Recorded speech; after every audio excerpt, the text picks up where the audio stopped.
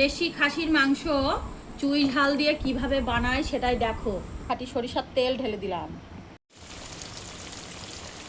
আলুগুলো লাল করে ভেজে তুলে নিচ্ছি। জিরে, শুকনো লঙ্কা, তেজপাতা, কুচানো পেঁয়াজ। পেঁয়াজ ভাজার মধ্যে কচি খাসির মাংস দিয়ে দিলাম, কেটে রাখা টমেটো কুচি, হাতে বাটা মশলা, হলুদের গুঁড়ো, লবণ। বাটাগুলো দিয়ে দেব, যেহেতু কচি খাসির মাংস।